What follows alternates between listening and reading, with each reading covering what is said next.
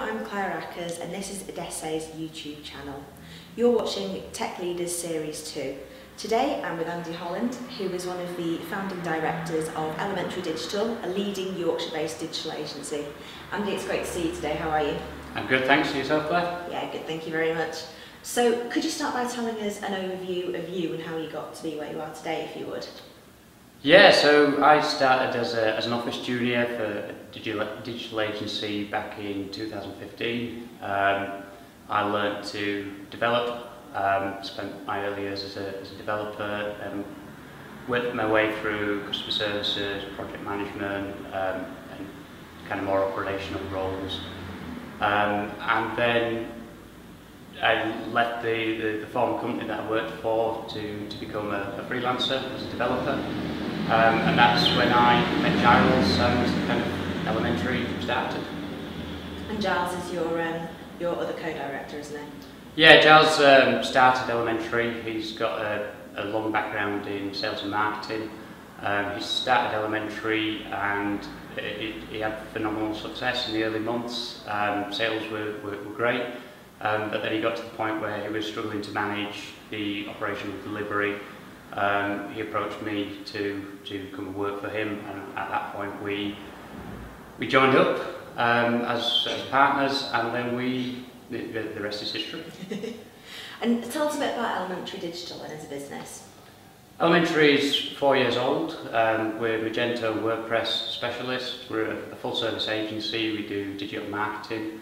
All our work that we do is performance based. We do a lot of conversion rate optimization, etc., etc. We, year on year, kind of however you look at the company, we've kind of doubled in terms of average order values, turnover, the number of staff working for us, and it's quite a journey.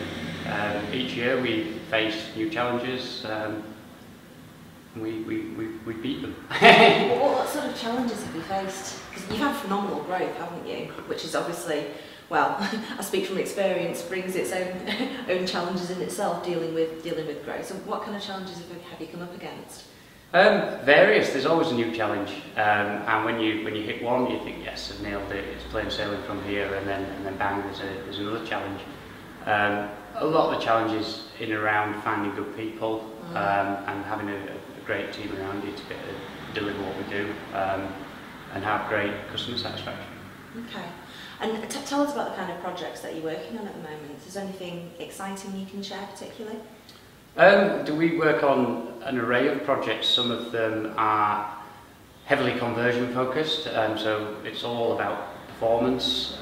Some are quite creative and technical, so we're working with some pretty bleeding edge tech, some stuff that's quite new to the world of WordPress and how people are implementing that. We're getting bigger and more complex Magento jobs, bigger integrations, more customization. We're starting to contribute back to open source projects in and around Magento WordPress extensions, etc. Sounds pretty exciting. Yeah.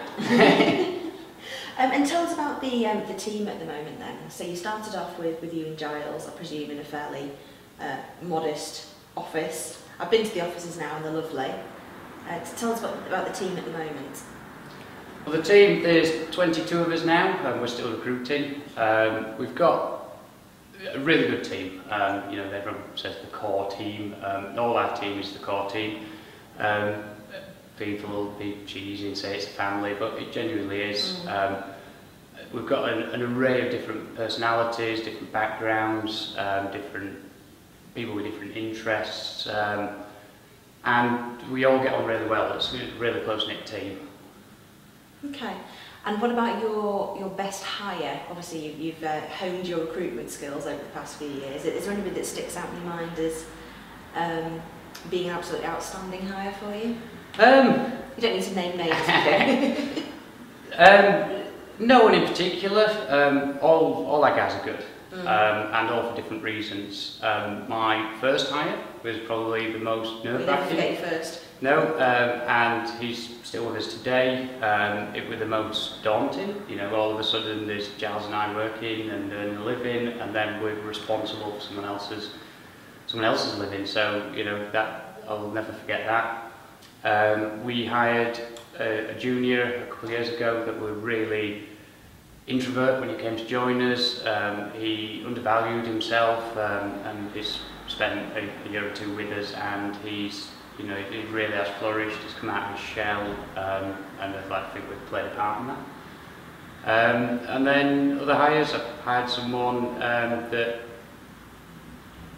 inquired in the morning, came and saw me in the afternoon, and we made him an offer there and then. So that's always quite exciting. Well, we don't like to waste time, do we? We haven't got time to, no. to mess about.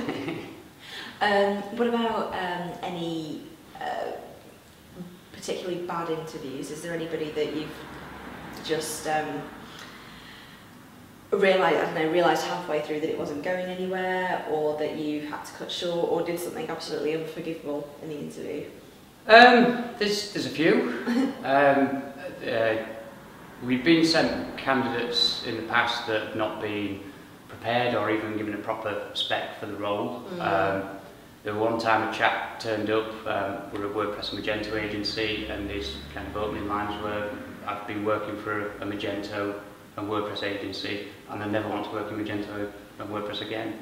So it's like, you know what we do, don't you? And it's like, okay, so, you know, let's finish this coffee, we'll have a chat, but, you know, sorry that time's been wasted. Why, what had WordPress and Magento done to him? I don't know. I don't know. It's just obviously not well prepped for the job. Yeah, well, quite, yeah. I'm amazed that the chap hadn't looked at his website and actually saw what we did in the first place. Yeah, not good. So yeah, you get some interviews whereby people, they've not done basic preparation, they've not looked into us, they've, you know, they're maybe overselling their skill sets. But generally, we interview good people. They're not always appropriate for us, but yeah, there's a lot of good folk out there. It's interview 101, isn't it? Just, you know, even if it's a cursory glance at the company website on the train or whatever on the way in, you know, you need to know what job you're going for. And I think a lot of clients have said that to me previously, is that there's so much competition for good candidates at the moment that there's almost sometimes an entitlement for candidates, almost an arrogance of when they go to interview. It's all right, come on, sell to me, and they forget that it's a two-way interview. Yeah, there's a lot of that. A lot of people kind of expect the moon on the stick, inflated salary expectations, and some people do have arrogance. It always amazes me when someone hasn't even spent 5 minutes looking at the website. It's a small website. It's very easy to read his homepage and look on our about page or see some of the work we've done. Yeah, so it's frustrating when people don't put in just a minimum amount of effort. Yeah. So, #1 interview tip here from Andy, make sure you do your homework.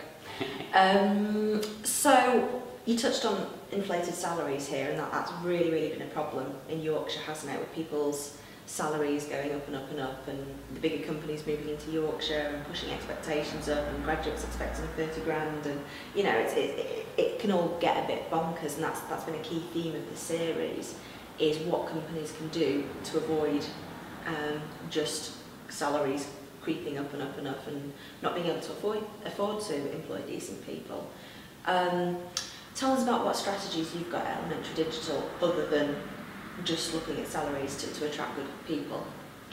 Well, first and foremost, we pay people what they're worth. So if people command that salary, then that's fine. There are inflated expectations because of some of the bigger companies paying over the odds for salaries to sweep up the talent in a market where we've got a shortage of skills. And I think as well, it's being a WordPress developer, you can be a bona fide full stack expert developer, or you can be a guy that's done a bit of freelancing, installed a WordPress theme and thinks they're a developer. So I think some people inflate their own expectations as well, because there's roles out there that are paying, you know, between 30 and 35,000. They think that, yeah, I'll take a punt, I'm worth that, I'll do that. But we pay people what we think they're worth, and outside of that, it's the work-life balance. We operate remote working, flexi time, and it's something that not a lot of companies do. No. It's a great benefit for some of our guys, and we utilise that. It means that we can hire outside of Leeds City Centre or Manchester City Centre. We've got guys in Hull through to Liverpool, all across the M62 corridor. People that otherwise wouldn't have an opportunity to commute into Leeds City Centre, and other people that we wouldn't otherwise be able to hire. I've been really excited to speak to you about this policy because I think it's a fantastic strategy to attract a different class of person, really. So maybe somebody that's, when I've been recruiting for you, it's looking at somebody who is very, very good at what they do, but doesn't want to do the Leeds thing or the Manchester thing. They want to do a good job, but perhaps work-life balance has become a little bit more important to them, for example. So tell us about how that works in practice at the company then, for remote working. Is there somebody's working pattern you can tell us about, or someone who's got particular circumstances that makes remote working work for them? Or? Yeah, I mean, as far as we're concerned, so long as the work gets done, then we're happy. We generally work office hours because that's when people prefer to work. That's when clients phone up. That's when, you know, problems need solving and when a team needs to collaborate. But then we've got a couple of guys that utilise the flex time a little bit more. We've got one guy that he drops his kids off to school at 9:20 in the morning and starts at 10. 9:20? What school's this? Yeah, somewhere in York. He picks them up at 3 o'clock, spends a couple hours with them before his wife comes home, and then he works into the evening. Bit of a relay race.